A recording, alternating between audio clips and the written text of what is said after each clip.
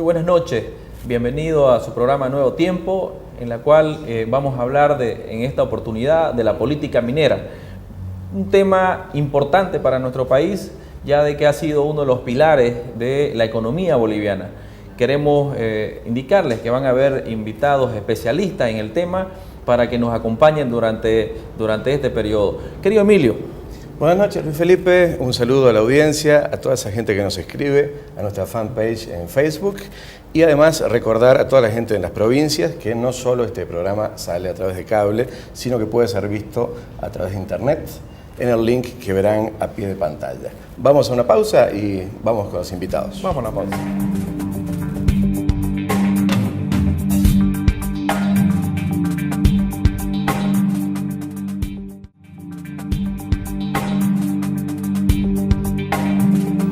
Volvemos con un nuevo tiempo. En este bloque tenemos invitados especiales, especialistas en el tema de política minera.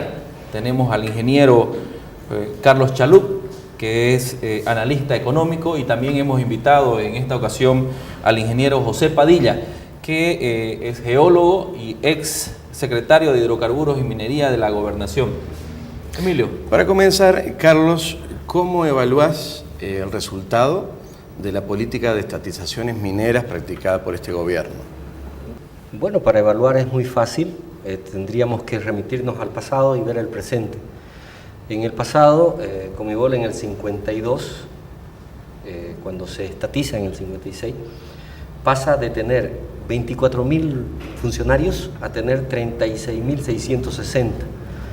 Y ese número de funcionarios va incrementándose hasta que llega al 1970 con la quiebra de Comibol.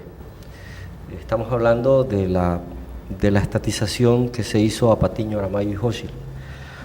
El 2009 ocurre algo similar con Guanuni. Partimos con 1.000 funcionarios y hoy tenemos 5.000. Y tenemos una empresa que ya ha sido declarada en quiebra. Colquiri, que también ha sido privatizada, o diré estatizada, también está ya con números rojos, aunque es la única que dio balance positivo el año pasado, aunque se espera, por la tendencia, es que este año también produzca pérdida. Vinto tiene pérdidas y ha aumentado su personal y ha disminuido su capacidad productiva. Tenemos la fundición de Carachipampa, que se ha abierto, se ha implementado 250 trabajadores, se ha subido a 350 y hasta el día de hoy no ha producido porque está parada la planta. Y así podríamos ir mirando proyecto por proyecto, y en los últimos 50 años Comibol solo ha producido quiebras. Entonces a mí me sorprende seguir confiando en alguien que lleva 60 años quebrando. El tiempo que más tardó en quebrar una empresa Comibol fue las empresas entregadas por Patillo, Hochschild y Aramayo, que tardaron 18 años en llegar a la quiebra total. Después las otras han tardado menos tiempo, ¿no? Por ejemplo, Carachipampa, que la recibió con utilidades, a pesar de que la recibió en un periodo de bonanza, en 5 años estaba en quiebra. Pero esto tiene que ver con una solidez previa de la empresa. Son empresas que fueron estatizadas precisamente por sus altos niveles de rentabilidad. Correcto. Y porque prometían generar un ingreso para distribuirlo entre los ciudadanos bolivianos. Por supuesto, en un periodo no mayor a 5 años, en este caso, producen pérdidas, los bolivianos las tenemos que mantener a tal nivel que adicionalmente es bueno mencionar que en esta estatización se han invertido más de 200 millones de dólares en cada uno de estos proyectos a promedio de 50. La planta de Carachipampa, por ejemplo, en la fundición de Carachipampa ha invertido 62 millones de dólares, hasta el día de hoy no funciona, ¿no? Sin tomar en cuenta los gastos en salario de 350 funcionarios que nadie sabe para qué están contratados, ¿no? Entonces, básicamente lo que tenemos que ver es que Comibol es una máquina de producir pérdidas histórica, una máquina de producir Ingeniero, pérdidas. ¿a qué se debe esa pérdida? ¿Por qué Comibol está fracasando en su política minera? ¿O esta estatización que tenemos? Yo creo que tiene que ver con el modelo de estatización. Es algo que a la gente le da miedo y temor decirlo. O no sé si es amor por un proyecto ideológico el que les impide ver una realidad. Las empresas estatales tienen un problema, que es el problema en el mundo entero, es el mismo. El que está en función de gobierno está de paso, no mira en el largo plazo. Lo que busca es simplemente obtener un rédito durante el periodo que está en gestión. Y como saben que normalmente no es muy largo, entonces su preocupación de largo plazo deja de ser importante, y la preocupación es, por supuesto, comprar una planta, hacer compras, contratar funcionarios, y por supuesto eso termina en pérdidas y déficit. Ingeniero Padilla, de su punto de vista sobre este mismo tema, ¿habría alguna forma de reformar estas empresas estatales o directamente tienen que pasar a la órbita privada nuevamente? Yo pienso que en el mundo hay, digamos, dos elementos. Cuando son los minerales son básicos, como la tierra rara, el tema de lo que significa, digamos, la energía nuclear, esos son minerales estratégicos. Esos minerales estratégicos son los que debe manejar el Estado por seguridad. Pero yo pienso que los demás minerales que tenemos, oro, estaño, todos los otros minerales, debíamos ver que sea corporativa, que a ese está atendiendo la Cunibol ahora, por lo que he escuchado, que sería, digamos, un modelo, pero que habría, digamos, que ser mixtas. Las empresas mixtas son las que pueden, digamos, dar resultados, porque ya hemos visto de que, como decía Carlos, el tema de las empresas estatales siempre dan pérdida. ¿Por qué, digamos? En primer lugar, se improvisa personal profesional. Segundo, el tema de la apropiación del dinero a la gente, ¿no? Vemos que en el 85 se sacaron 30.000 mineros, se cerraron la mina, 30.000 mineros, y se hizo la capitalización, ¿no? Pero el tema fundamental radica en que la ley que tenemos minera ahora no se adecua, digamos, a la realidad de traer inversiones para el país. Y ese es un problema. Y el otro es el modelo que tiene estatista. Vemos de que no solamente en la minería es estatista, vemos que hemos creado una serie de empresas que la mayoría nos da pérdida, no solamente en la parte minera, porque es estatista el modelo que tenemos en este momento. Fundamentalmente creo que aquí en Bolivia no tenemos tecnología, no tenemos, para hacer un análisis de laboratorio de alguno especial como Tantalio hay que mandarlo al exterior, ¿no? Entonces ni siquiera laboratorio tenemos, no tenemos metalúrgica, ya lo que había de investigación de minero metalúrgico tenemos Oruro o los otros, están cerrados los laboratorios. Entonces, ¿qué significa? Que no hay, digamos, elementos que tengan, buscar tecnología y la forma de manejar esta minería. Uno es administración y otro es tecnología, y lo tercero es la ley. Este año, en el presupuesto general de la Nación, Emilio, invitados, vimos de que se erogó recursos del Estado para la minería en Uyuni. ¿Cómo es que el Estado va a tener que estar solventando a un negocio, uno de los negocios más grandes del mundo, que es la minería? No puedo entenderlo de que Bolivia esté erogando recursos para mantener la minería, ingeniero Padilla. Mira, yo te digo, debe poner el modelo chileno. El modelo de Chile vive, digamos, de la explotación del cobre. Pero ¿qué hace, digamos? Le entrega a empresas privadas, y las empresas privadas le dan un rédito, digamos, al Estado Nacional para que ellos puedan, digamos, vivir, digamos. Y vive la economía de Chile está sobre el tema del cobre. Entonces, esos son los modelos que tenemos que utilizar. No hay donde errarle, digamos, el tema. Es fundamental la inversión privada, la tecnología privada y la parte de los profesionales que vienen, ¿no? Porque ahora el tema de la minería y los hidrocarburos y todo lo demás, hay ya tecnología de punta que a la que tenemos que traer para que un país progrese. Ese es fundamentalmente el tema, ¿no? Ingeniero, esta estatización, esta política de estatización ha llegado hasta Santa Cruz, que es nueva en minería relativamente. Tenemos Don Mario, tenemos las minas en San Ramón y también en San Simón, en la frontera con el Beni. Estas dos últimas han sido estatizadas. ¿Cómo lo ve usted esta política de estatización acá en el oriente, que poca minería se ve? Bueno, yo diría que con la adecuación minera estamos estatizados todos. Las preconstituidas y los nuevos contratos, porque ahora estamos contrato administrativo minero. O sea, usted hace un pedido minero y tiene que hacer todo el recorrido hasta llegar a la asamblea. Ustedes, los diputados, los senadores, tienen que aprobar el contrato minero. Y el tema fundamental dice que 50% es para el Estado y 50% para pero el otro lleva pues el tema de la investigación. El Estado solamente pone digamos, el terreno donde está el yacimiento. Entonces creo que esos son los problemas que tenemos que ver. la peripecia que hay que correr para llegar a tener un contrato minero, hasta llegar a la asamblea. Entonces, ese es un tema fundamental que radica, digamos, en la no atracción que tendría el país. En el Perú hay leyes que se hacen a 40 años, dándole, digamos, libertad al Estado y al inversionista para que traiga tecnología, traiga, digamos, y el Perú, ¿cuántos? 4.000 millones, digamos, en inversión, ¿no? 40.000 millones de inversión. En Chile también. Entonces, esos son los modelos que tenemos que tener. Tenemos minería en el oriente boliviano, es la minería del futuro. Tenemos tantalio, tenemos uranio, tenemos torio, tenemos oro, tenemos una serie de minerales, pero tenemos que tener leyes que se adecúen, digamos, para aprovechar no ser extractivo y ser, digamos, tener una minería completamente de inversión. Hablando del oro, justamente, Carlos, vimos hace un tiempo que se criminalizó a pequeños mineros auríferos en la Chiquitanía. Contanos un poco cómo pasó esto. Bueno, más que recordar, siempre yo recurro un poco a la historia, ¿no? Porque, aunque no soy historiador, me recuerdo de lo que leo. Me acuerdo muy bien que hace unos 15 años, en el Beni, aparece en el río Mamoré, ¿cierto? Mamoré, aparece una zona donde pillan oro, ¿no? La famosa foca.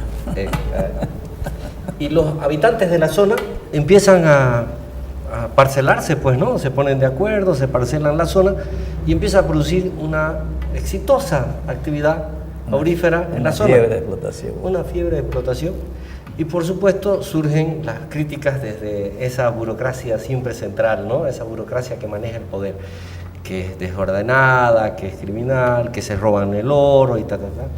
Viene el ejército, los mete presos, interviene el Ministerio de Minería, licita el área, se la gana Comsur, ¿no? Lo interesante es que Comsur casualmente producía muchísimo menos oro que cuando estaban esos señores. Por supuesto que producía más, difícil determinarlo, pero yo sospecho que producía más. Pero viene un gobierno que en teoría va a defender a los cooperativistas mineros, al pueblo, a la ciudadanía, y hace lo mismo en Guarayo. Llega a un lugar donde los ciudadanos han empezado una fiebre del oro, a participar de la riqueza aurífera, y cuando el Estado se descubre de la riqueza, interviene con el ejército. Aquí intervino la ANDEMAF, ¿cierto? ¿No? Crea una empresa estatal y por supuesto los ciudadanos quedan fuera, los llevan presos a los dirigentes, a aquellos que se osan reclamar, son encarcelados y de ahí para adelante, por supuesto que las riquezas están en manos otra vez de ese grupo que controla el poder. Un día le pregunté, querido Luis Felipe, a una persona que fue parte de este proceso. Y le dije, oye, ¿por qué no se tomaron el trabajo de ir y registrar a esos pequeños mineros que al final eran los que habían descubierto la riqueza? Y me dijo, mucho trabajo, difícil de controlar, ¿no? Entonces creo que fue una excusa. Yo creo que es mucho más cómodo repartirse la riqueza entre ellos, pero además para ellos el tener que hacer su tarea, que es cobrar impuestos, les resulta, digamos, tedioso hacérselo a ciudadanos medianos y pequeños. Preferible es entregárselo a un empresario grande o tomarlo desde el Estado a través de las famosas estatizaciones que aplican hoy. Por lo tanto, para mí, la riqueza minera siempre termina en manos de las mismas personas, las que están alrededor del poder, ya sea por el mecanismo mercantil antiguo o el mecanismo estatista actual. Mientras el ciudadano no pueda participar de lo que trabaja y descubre, vamos a tener estos fracasos mineros. Perdón que haga una aclaración. Cuando Pepe decía algo muy interesante sobre el tema de la inversión, ¿sí? Y es interesante, en el occidente a los cooperativistas mineros, a algunos, les dicen jucus, que significa ladrón, ¿no? Son los jucus, ¿no? Significa ladrón. Y resulta que yo estaba pensando, no a todos, ¿no? A muchos de ellos, yo estaba pensando, en Bolivia todos se comportan como jucus, porque los gobiernos se comportan como jucus. Huanuni lo han explotado de una forma irracional que ahora da pérdida. O sea, es entrar a una empresa que está rentando, sacar lo más rápido posible la ganancia de la empresa, ya sea por contratos de licitación, por compras, esto. Y cuando está quebrada, abandonarla. Lo mismo hacen los pequeños cooperativistas mineros, que como no tienen certeza jurídica de largo plazo, la aplican a la mina de una manera irresponsable. Estoy seguro que si hubiera certeza de largo plazo, no lo harían, ¿no? Por eso yo creo que lo que dice Pepe, mientras no hayan certezas jurídicas, estabilidad jurídica de largo plazo y consideraciones para que el ciudadano que descubre la riqueza pueda acceder a esa riqueza, ¿no? Nadie va a entrar a la minería, no va a entrar. Yo desafío, yo estoy seguro que miles de personas nos están viendo, pero me sorprendería escuchar que hay un joven que está soñando con ir a buscar minerales. No hay. No hay. Yo no he escuchado, yo llevo años compartiendo con los amigos de mi hijo y no he escuchado a alguien soñar con ir a sembrar, a alguien que va a ir a buscar mineral. No he visto sueños de ese tipo en la sociedad cruceña. Es que mientras tengamos una minería atractiva, ¿no? Es muy difícil, digamos, crecer. Y si usted, digamos, yo he hecho análisis acá en la parte del oriente boliviano y he visto que no solamente hay pues unos minerales que conocemos comúnmente. Tenemos indio, tenemos zircón, tenemos otros minerales, digamos, en piedras semipreciosas, diamantes se tiene. Entonces, ese es lo que nos falta, investigación. Nos falta investigación para profundizar. ¿Y cómo se trae eso? Con inversión y con profesionales que hagan este trabajo. De lo contrario, no podemos crecer. Fíjese usted lo que hablaba Carlos. Antes mandamos el estaño a Inglaterra, ¿no? Pero en el estaño había indio, había iridio, había oro. ¿Y por qué no hay inversión? ¿Por qué cuesta traer inversión a Bolivia? Porque la ley que tenemos ahora es un poco mezquina, ¿me entiende? No es atractiva, no es atractiva. Usted para pedir un minero le cuesta 1 año y medio y además es socio, no es dueño es socio del Estado del 50% de lo que está invertido. Por el contrato. El contrato minero. De las personas que conozco, quiero destacar, al único que lo escucho soñar con la minería es a Pepe. Y siempre lo veo soñando con que allá hay esto, allá hay lo otro, pero debería haber mucho más sueños. Yo creo que este modelo ha matado los sueños. No conozco jóvenes, o Pepe, o usted conoce jóvenes que anden soñando con ir a buscar una actividad que tenga que ver con minería. Pero han criminalizado en la Chiquitanía a todos los que sacaban oro. Los han metido presos. Claro, los han metido Por lo tanto, presos, no solo han matado encerrado, riqueza, no han matado inversión, han matado sueños. Sueños. Bueno, el debate se ha puesto muy interesante. Vamos a ir a una pequeña pausa y enseguida volvemos.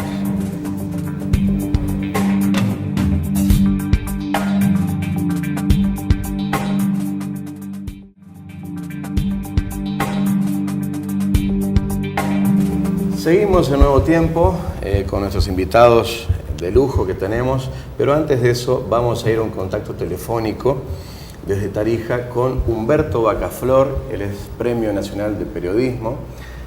Humberto, un cordial saludo.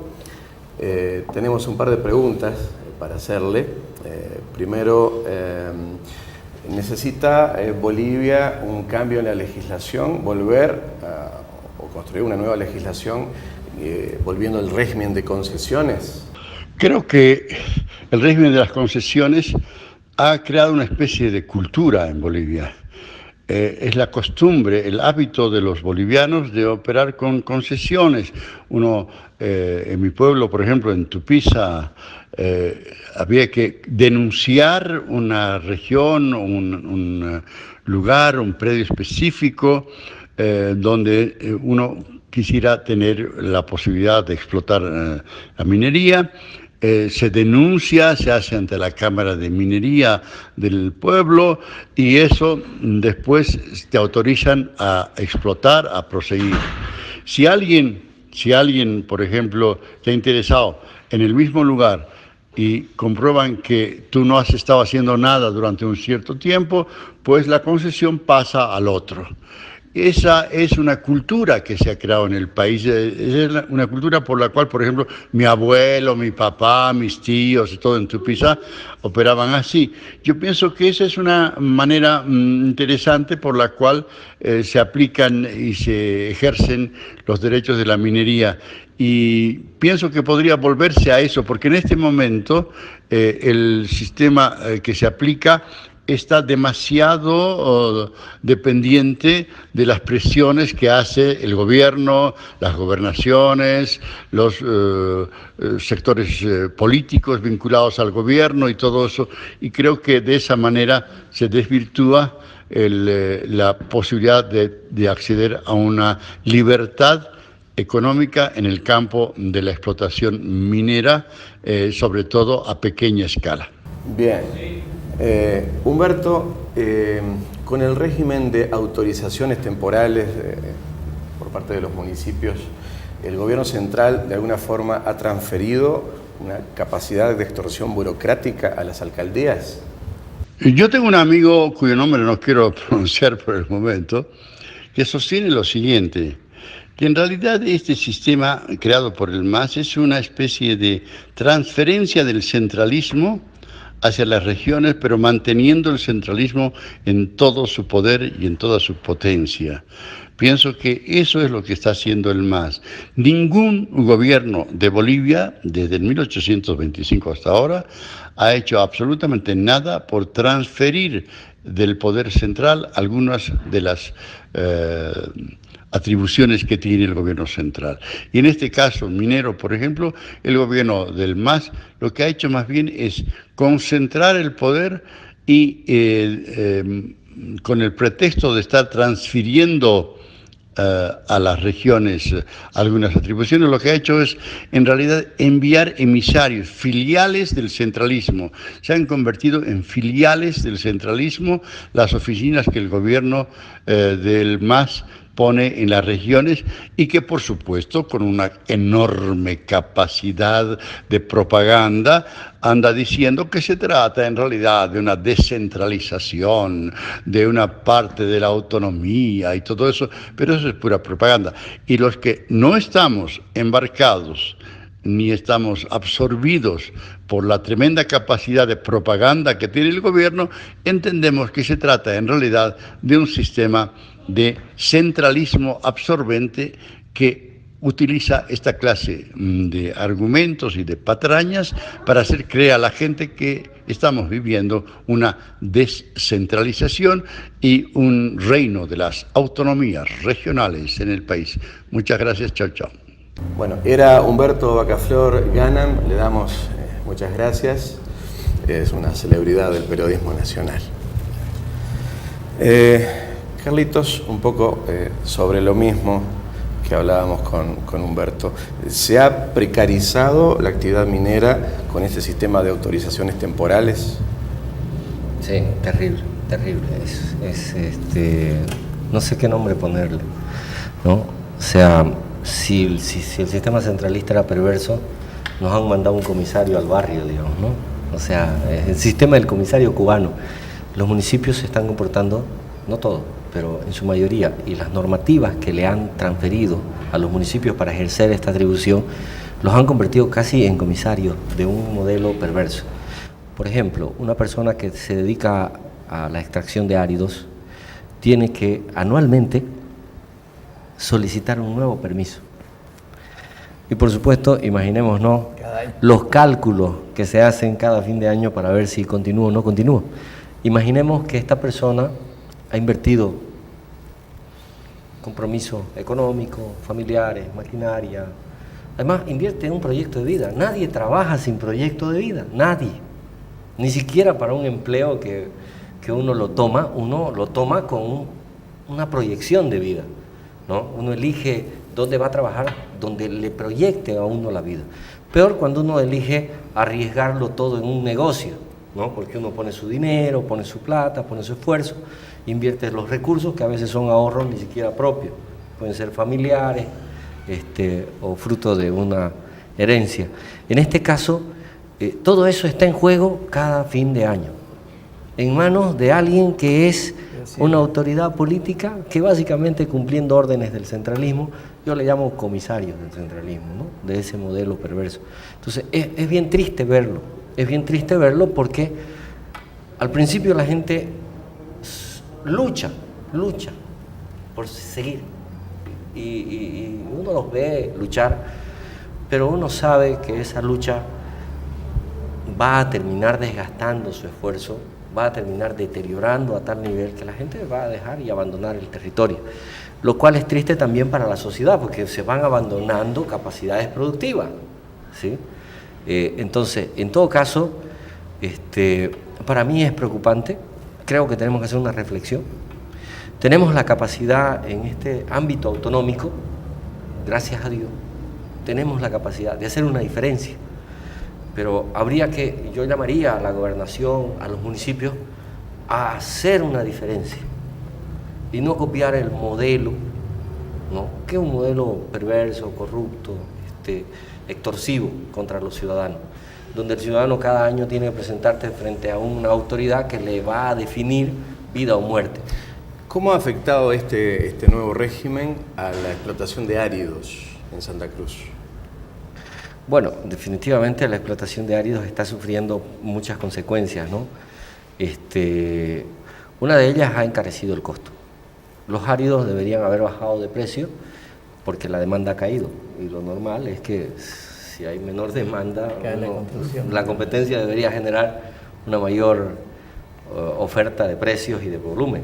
No lo hay, los precios más bien han subido porque este modelo extorsivo encarece al final el producto para la gente. O sea, uno pensara que los van a fregar a los empresarios, pero a mí qué me importa.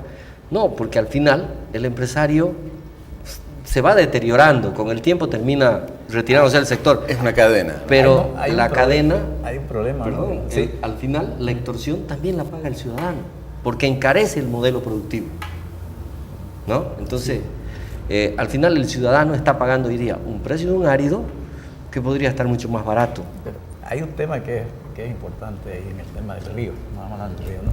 Que las alcaldías tienen derecho sobre el lecho del río. Y si usted sale de ahí afuera del río, ya le toca al Estado central. Entonces ahí hay un problema, digamos, de competencia, ¿no? Competencia, que ahorita está con un problema, digamos, en la adecuación minera. Justamente en la adecuación minera se tiene ese problema. Porque ellos dicen, nosotros pertenecemos al gobierno central, cuando ellos lo meten y lo trituran, el material, pertenecen al gobierno central, ¿no? Y cuando sacan del río, del cuerpo del río, y hacen solamente el tamizado y es de la alcaldía. Entonces, ahí hay un problema serio en el tema de la alcaldía, ¿no? Ingeniero, hay algo, usted tocó un tema muy importante. En estos momentos el gobierno ha hecho la adecuación de todas las concesiones mineras, que ahora van a pasar a ser contratos mineros. Me gustaría que usted le explique a la población, porque la población no conoce el tema minero. Hay gente que tiene su minita y que la tiene registrada y cree que con eso bastó. Sin embargo, ahora el gobierno ha dictado una nueva ley que hay que hacer una adecuación y después hay que pagar un impuesto anual. Explíquele a la población cómo es ese proceso de adecuación. Bueno, en el proceso de adecuación hay dos elementos. El primer elemento es de las preconstituidas, las concesiones antiguas que teníamos antes esta ley minera. Y la otra es los pedidos nuevos. Las antiguas tienen que adecuarse a la parte minera. ¿Y cómo que tienen que adecuarse? Presentando sus papeles, digamos, ¿no? Patente, licencia ambiental, planes de trabajo, patentes al día. Y eso se hace una evaluación, lo categorizan. Hay 5 categorías, digamos, en la adecuación. Lo que tiene mayor inversión, lo que tiene menos inversión, en qué nivel de trabajo, un plan de trabajo donde describen. Y ahí viene, digamos, algo que es importante, es cuánto vas a invertir en esa área minera, en ese plan minero que tiene y en qué tiempo, ¿no? Y vos mismo te pones plazo, 1 año, 2 años, 3 años para poder, digamos, hacer esa inversión y hacerla productiva. Si no cumplís con eso, te revierten la concesión. Una especie de FES. Sí, sí. Una especie de FES minera. Exactamente. ¿No? Entonces, Y si no te presentas en el plazo también sé en que el te plazo, la quitan por también. ejemplo, era hasta el 23 de junio, porque lo ampliaron, ¿no? Lo ampliaron hasta el 23 de junio para presentar el formato de la adecuación minera.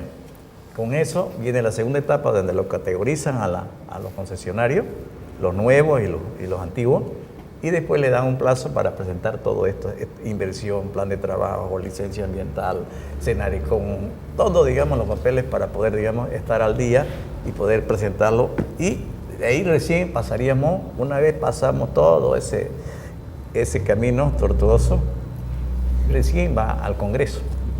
Al Congreso, y el Congreso, digamos, autoriza el contrato minero con la persona, con la empresa o con el que sea, ¿no? Y ahí hay algo que es importante.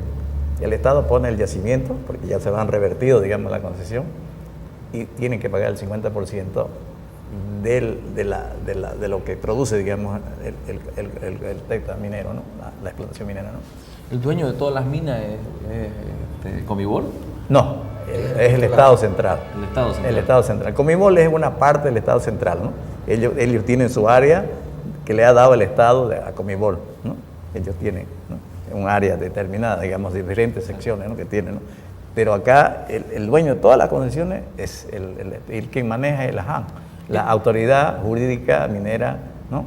Esto es importante porque la ciudadanía tiene que conocer que tiene que hacer su solicitud a la AJAM, al Ministerio de Minería, para poder tener un contrato posteriormente. Es un proceso muy largo y burocrático que tiene que hacerse. Lo primero que usted tiene que hacer, digamos, ver un área X de un lugar que usted quiera, hace sus coordenadas, presenta, paga 100 bolivianos al banco, digamos, del Estado, presenta y ven si esa área está pedida o no está pedida. Si es área libre, recién comienza, digamos, usted a hacer todo el papeleo que tiene que hacer. Ese es el primer inicio. Y de ahí es toda la cadena que les digo que tenemos que Carlos, ¿hay una sobreregulación burocrática con toda esta normativa? En palabras sencillas, Sí. todo lo que ha explicado Pepe es más largo de lo que él ha explicado. Mucho más largo. Pero ¿sabe cuánto tardan en revertirte? 2 días. Cualquier día. Le comento cómo son las reversiones mineras.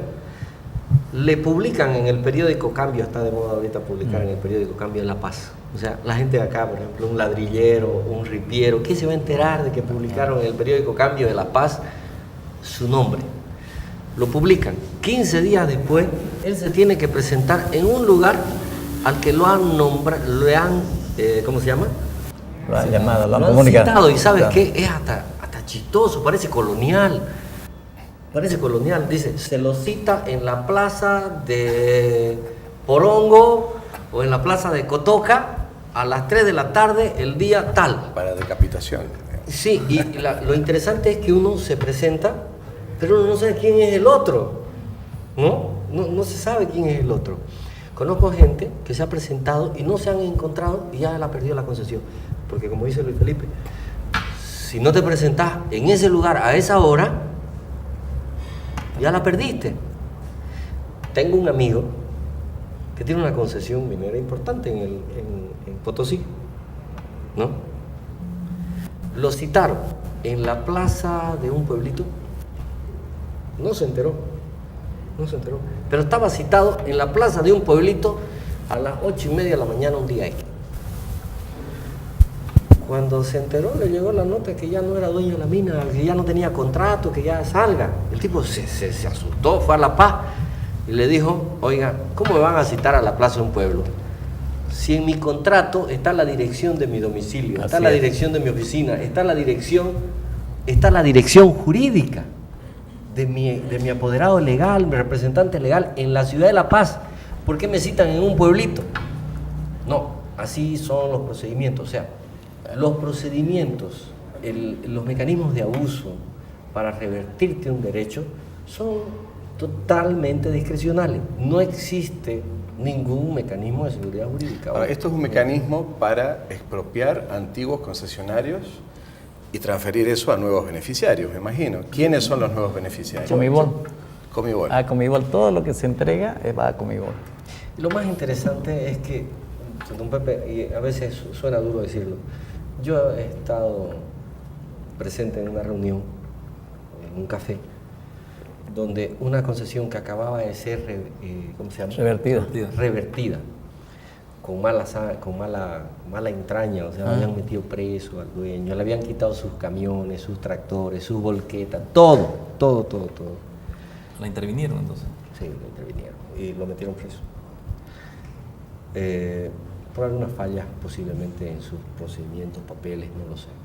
Ya uno no sabe si el pobre hombre se equivocó, no se equivocó, si fue puro abuso. Pero lo más interesante es que hablaban con una hazaña contra el tipo, y cuando terminó la charla del tipo, empezaron a hablar de cómo iban a distribuirse las cosas del tipo. Y estaban buscando quién lo opere de manera extraoficial, porque por supuesto, tenían las máquinas, tenían la mina, tenían todo, pero no había quien la opere. Entonces ahí tenés una parte de la respuesta. Por supuesto, va a ser como los jucos, la van a operar hasta que eso dé pérdida y la van a dejar. Entonces, esto tiene plazo. Si la empresa de Patiño, Aramayo y Jósil duró 18 años en quebrar, Carachipampa, Iguanuni tardó 5, un pequeño emprendimiento minero yo creo que dura 1 año para este modelo. 1 año y lo quiebran y lo abandonan, ¿no? O sea, básicamente ese es el destino de la actividad minera si no cambiamos modelo. Claro, yo digo de que en el tema tenemos yacimientos. Voy a ponerle dos yacimientos importantes. Mutum, que tiene 40.000 millones de toneladas, y tiene litio, digamos, ¿no? Litio en el tema de allá. El litio ahorita es el reemplazante del futuro. Ya están haciendo las pilas y están fabricando vehículos, baterías y todo, ¿no? Entonces, pero sin embargo hemos puesto una mini planta, como que los franceses querían los coreanos, querían poner plata para hacer una. No te olvides que cuando estaba Pasamora, ese yacimiento de litio lo quiso hacer la Litium, se ganó la licitación y por 3% que después le quisieron aumentar no se hizo. Entonces, hay elementos como para poder, digamos, pilares para desarrollar el país, ¿me entiendes? ¿No es cierto? Claro. Por ejemplo, yo he escrito una donde podemos poner, si no queremos explotarlo, el Mutum, pongámoslo como bolsa de valores. Si lo pones al 1% a la tonelada, son 40.000 millones de dólares que tenés para desarrollar lo que quieres. Claro. El mismo tema de Guanuni, de Uyuni, ¿no? Entonces, tenés elementos fundamentales, pero para eso tenés que tener la capacidad, quién maneja este país, para poder tener la visión de poder desarrollar y atraer cosas para poder tener en el país. Tenemos riqueza, es igual que en los hidrocarburos. En los hidrocarburos tenemos apenas el 5%, 7% hemos desarrollado del potencial de los hidrocarburos, ¿no? Minerales no metálicos, tenemos cualquier cantidad. Por ejemplo, 48 años hemos tardado para hacer la fábrica de cemento. 48 años hemos tardado. El 68 se hizo el primer estudio de cemento para hacer la fábrica de cemento en Itacamba, ¿no? Entonces, nos falta capacidad para poder despejar, y como decía Carlito, quien maneja las estructuras del gobierno son las que nos dan. Ahora, hay algo que es importante decir, los gobiernos, los subgobiernos, digamos, como la gobernación y las alcaldías, en la ley minera no participan para poder hacer empresas. Y yo creo que ese es un tema fundamental en que para desarrollar horizontalmente un país deben darle responsabilidad a los gobiernos departamentales. Pero sí, ¿no? participan en las regalías. La regalía, y de la regalía le quitan un porcentaje para que haga inversión en la prospección. En la prospección, pero no hacer empresas extractivas, ni siquiera para que se hagan, digamos, hacer mixta de la gobernación. No se pueden hacer en la parte minera, ¿no? ¿Querías agregar algo? Sí. A mí me encanta la idea del país de la silla de oro, ¿no? El pobre sentado en la silla de oro. Es motivadora, llama la atención, pero yo creo que no existe país pobre, porque la riqueza mineral, la riqueza... En todos los países del mundo hay algún tipo de riqueza en su recurso natural. Pero yo creo que la diferencia está en los países que creen en sus ciudadanos. O sea, que los ciudadanos desarrollan su actividad. ¿Sabe? La primera cooperativa minera, ¿sabe cómo se llamaba? En 1956 se funda la primera cooperativa minera, se llamaba Hombres Libres en quechua. ¿Sí? Porque dejaron de ser esclavos de toda la colonia y de los empresarios y después de Comibol, el 70, perdón. Cuando quiebra Comibol el 70, se funda una cooperativa que se llamó Hombres Libres. Se liberaron de Comibol. O sea, eso era lo que ellos querían decir. Lo que digo es, vivimos confiando en el Estado y no confiamos en nuestros ciudadanos, porque yo desafío, yo le aseguro, le damos opción a los ciudadanos libres de este país. Bien, en 20 años tenemos 100 patiños en el occidente y 200 en el oriente, porque hay mucha gente inteligente. Pues, podemos hablar muchas cosas de Patiño, pero no podemos negar que fue uno de los hombres más exitosos que ha tenido Bolivia. Es el Bill Gates boliviano. Y empezó desde abajo, ¿no? Y además que era un... La mina salvadora fue la que lo hizo rico. Además que ni siquiera podemos decir que Patiño pertenecía a las clases élites. Era una persona de clase raza media. indígena, ¿no? De raza indígena. Entonces, me encantaría ver eso. Vos has tocado el tema de las cooperativas. Vamos a hacer una pausa y al regreso quiero que entremos de lleno en ese tema.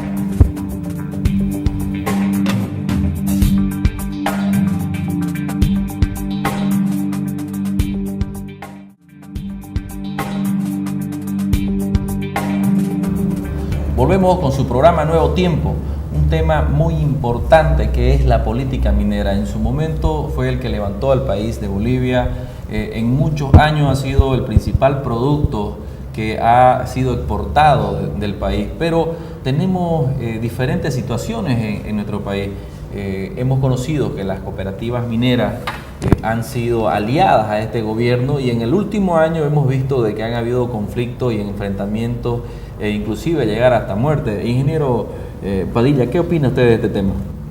Yo diría de que las cooperativas han cumplido una función social importantísima, digamos, porque vemos de que cuando los precios de los minerales han bajado, estaba el estaño a $2 la tonelada o la libra fina, mejor dicho, las cooperativas seguían produciendo, ¿no?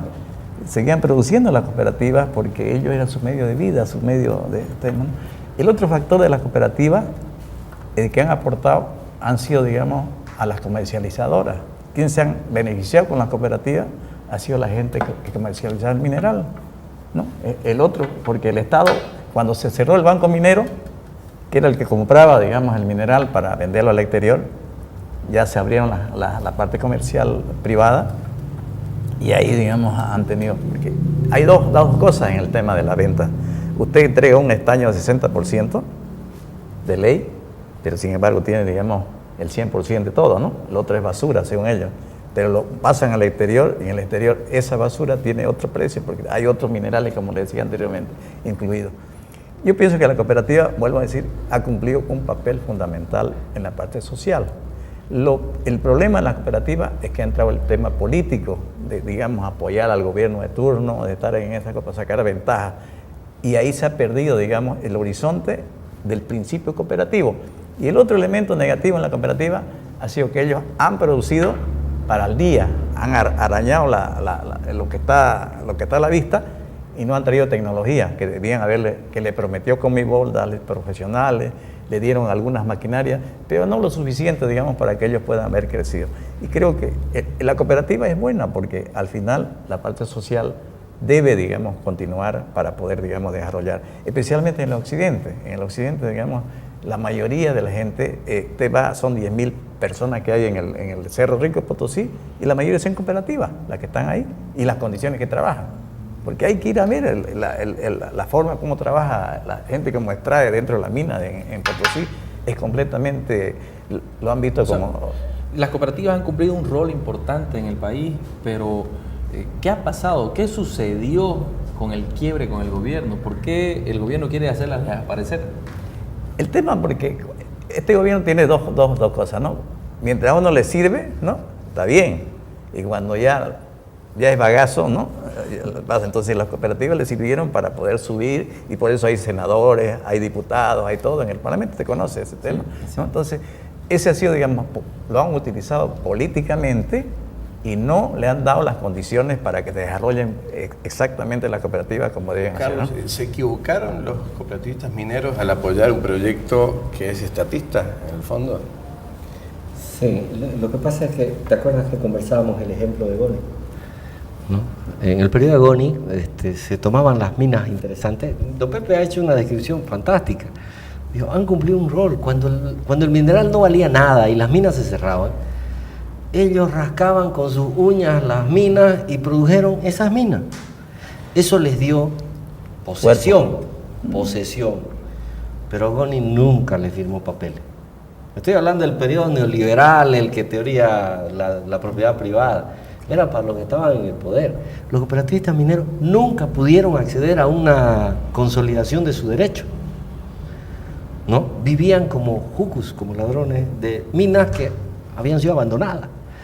Pero ¿qué ocurría? Durante ese periodo, cuando algún minero por ahí, cooperativizado, descubría una mina interesante, ahí aparecían los dueños, ¿no? O sea, aparecía el Estado. Hay un ejemplo, una mina que se pelearon, murieron 14, ¿no? La intervino, me acuerdo, el Zorro Berzaín, y inmediatamente después fue licitada a una de las empresas clásicas de ese periodo. Entonces, ellos en esa resistencia, y como además en el occidente hay un discurso de la tesis de Pulacayo, y el discurso funciona muy bien en su cabeza, aparentemente apoyaron a alguien que los iba a acompañar a ellos en su discurso político. Tienen una similitud, pero en su realidad, en su vida concreta, no tienen nada con el discurso estatista. Ellos lo que están buscando es tener lo mismo que un empresario, certeza de su inversión. ¿Cómo puede invertir un cooperativista minero si no sabe si el próximo año lo van a dejar estar ahí? Miren lo interesante, las cooperativas mineras no pueden hacer contrato, que es un absurdo. O sea, el tipo puede producir la mina, ¿no? Pero no hace contrato con la privada. Pero no puede hacer contrato, por ejemplo, con un consorcio que haya descubierto un método de extracción que tenga patentado. Tengo dos opciones: comprarle la patente al tipo, muy caro. La otra es hacerlo partícipe y entre los dos saquemos. Pero no puede. Solo puede hacer el Estado, lo puede hacer Comibol, pero ellos no. Entonces los han limitado, les han dado una propiedad tan retaseada que definitivamente ellos están nuevamente escarbando el mineral con las uñas. Sin embargo, quiero dejar claro, a pesar de que la ley le da todo a Comibol y casi nada a los cooperativistas mineros en este sistema, siguen siendo una de las partes importantes de la producción minera boliviana. En primer lugar están las empresas grandes, en segundo están las medianas y las cooperativas mineras, y en tercero está Comibol con todas las prerrogativas a su favor. Cuarto con el 4%. 4% de la exportación minera el año pasado la ha hecho Comibol. Compitiendo con privilegio. Con todos los privilegios, o sea, con derechos, con privilegios, con seguridad jurídica, sin control, con inversiones a déficit, 60 millones acá para que no funcione, ¿no? Entonces, definitivamente, si me preguntaran a mí por qué apostar, yo apostaría por esos ciudadanos, por las cooperativas mineras. Además, es la primera vez en su historia que a la gente de la cual se han escrito tantos libros de la esclavitud de 300 años y todo, hoy en día están buscando pasar a ser dueños de su propio destino, ¿no? Lo cual me encanta a mí, me encanta. Emilio, yo tengo mi posición en el tema Mutum. Le voy a cambiar el tema. No podemos dejar de hablar cuando hablamos de política minera del Mutum. Mutum es el tercer yacimiento más grande del mundo. Pero me gustaría escucharlo al ingeniero Padilla. ¿Por qué falló Mutum? ¿Por qué sigue fallando hasta ahora? Sé que hay una nueva esperanza, nueva alternativa, de que van a venir los chinos, van a hacer una mini planta, pero antes, ¿por qué falló Mutum? Bueno, yo te digo, el primero en trabajar en Mutum fue Comibol. Y cuando se hizo el estudio por Maquis, se hizo la evaluación de la reserva. Ahí salieron las 40.000 millones de toneladas. Y se hizo un estudio completo. El tema de la toma de agua se iba a tener de acá, no de acá de la Laguna Cáceres, se traía del río Paraguay. Para tener, digamos, la cantidad de agua. Porque por cada tonelada para lavar el mineral necesita 1.600 litros para dar una tonelada de hierro. Entonces necesita cantidad de agua, pero aunque se recicla. Entonces, ¿qué ha habido, digamos? Comibol agarró y hizo un trabajo, inclusive hizo un camino de acceso, y pusieron sus dolfines y exportaron una pequeña cantidad, hasta que vino, digamos, una riada, porque no tenía drenaje, digamos, el camino, un camino que fue hecho relleno nomás, y hicieron como una barrera en el tema. Y el otro es que no se ha hecho un estudio completo, Comibol no hizo un estudio completo con relación, digamos, a la cantidad de fósforo que tiene el mineral de hierro. El fósforo es un elemento negativo, digamos, para el tema del acero, ¿no? Se te desfisura, digamos, el acero cuando tiene fósforo, ¿no? Entonces, el tema, y de ahí vino, digamos, ya el tema de la licitación con Jindal, ¿no? Vino una licitación con Jindal, 2.100 millones de dólares de inversión, un contrato blindado, porque fue blindado a través del Parlamento, ¿no? Y eso le dio, digamos, a Jindal poderlo poner también en bolsa de valores, porque también ese es un tema fundamental, puso en bolsa de valores porque estaba blindado. Pero ¿qué había? Que en el contrato ese había derecho para que tenía que presentar, digamos, el Estado Nacional y también que tenía que hacer la inversión que tenía que hacer el otro lado. ¿Qué tenía que hacer el Estado? El Estado tenía que darle facilidades para el agua, para el gas, ¿no? El tema de los terrenos, ¿no? Que era fundamental, digamos, para poder desarrollar la parte minera. En los terrenos agarraron un tema equivocado. Dijeron comprar los terrenos y que les faltaban cuántas hectáreas y se pasaron varios años en eso y no se pudo, digamos, consolidar el tema de terreno. Mucha corrupción. Entonces, ahí, ¿qué es lo que tenía que hacer? Yo se lo dije porque yo he sido director ahí. Esto es lo que no necesitaría, es comprar los terrenos, no era necesario. Era directamente pedirle a los terrenos y hacerlo, porque la ley minera le permite, digamos, vamos a hacer una pausa, nos están indicando, y al retornar cerramos este tema. Perfecto.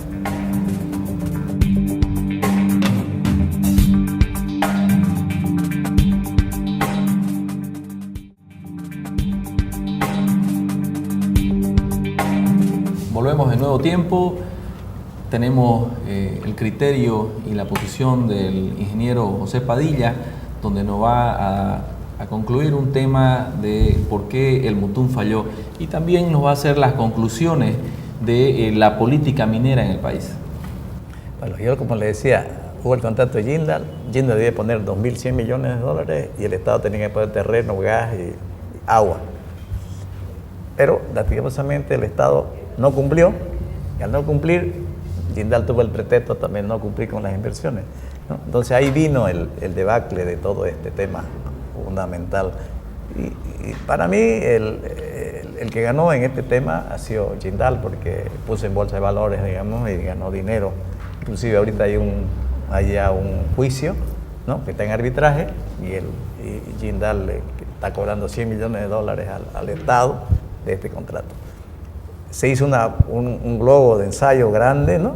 Hubo bastante gente que apostó, digamos, allá a la zona, compraron tierra, hicieron esto, lo otro, pero lastimosamente no se llegó porque el Estado no tuvo la voluntad, digamos, de hacer las cosas como correspondían hacerlas, y Jindal tomó el pretexto de no invertir porque también el Estado no cumplió. Entonces creo que el gran fracaso del ha sido por ambos lados, ¿no? Ambos lados. Uno por no invertir y el otro por no cumplir con las cosas como el gas, digamos, ¿no? Se tenía que dar gas para la energía eléctrica, necesitaban 500 megavatios para mover los hornos, ¿no?